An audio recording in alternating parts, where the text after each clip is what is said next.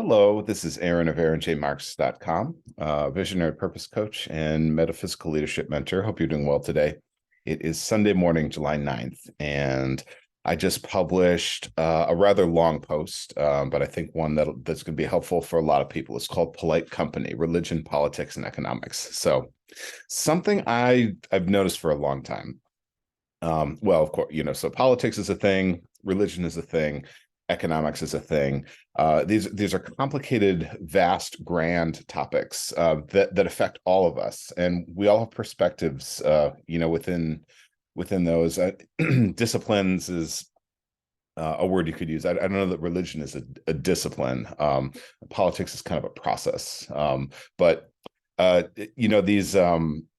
These areas of life, affect us deeply, and we all have our place in them. And what I see all of them having in common is that they refer to species level frustrations and aspirations. So, when we go around looking at the human species, and we're the only species capable of doing this, by the way, other species don't do this. We look at the very condition of being human itself, and we say, what is the ideal that we're comparing it to? Why are we not there yet? The frustrations or the bad feelings that we have because of that. The aspirations are where we want to take that, but we haven't been able to go there yet.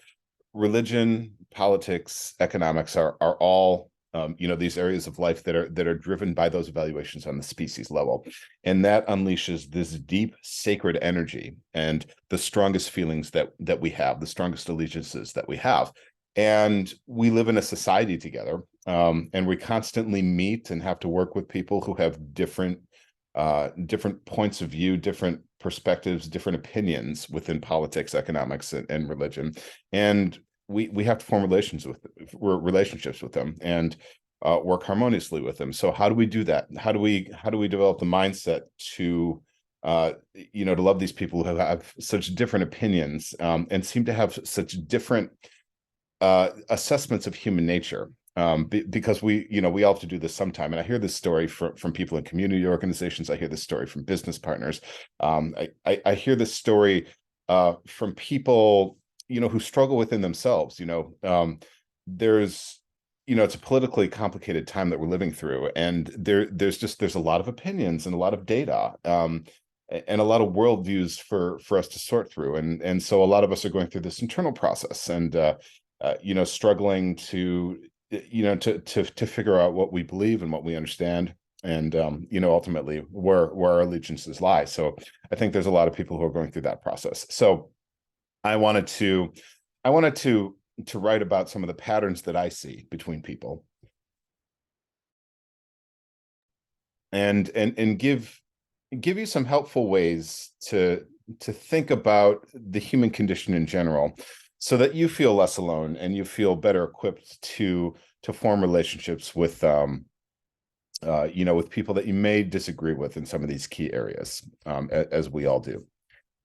And I'm going to read this here on this video, and I think then I'll conclude the video. I came up with 11 points to keep in mind. If you find yourself, and chances are that you do, in some way, as given the leader that you are, in your family or your company, or your workplace culture or community organization, or just even the people that you meet, as fellow members of the human species, right? Of course, we all have these different opinions. So here are the 11 things that I ask you to keep in mind as you're looking for a peaceful path with someone who may not agree with you in these key and deeply sacred areas of politics, religion, and economics. Number one, neither of you asked to be here.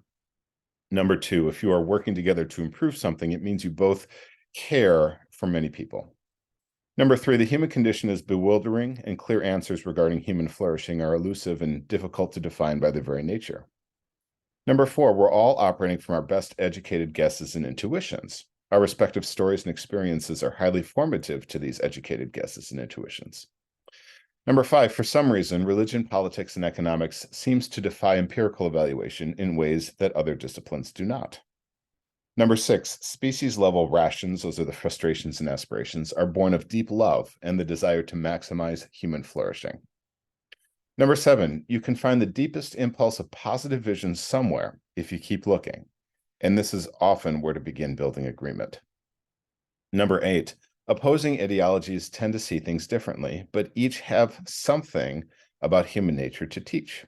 Stay humble, become a better listener, and be open to the lessons this offers.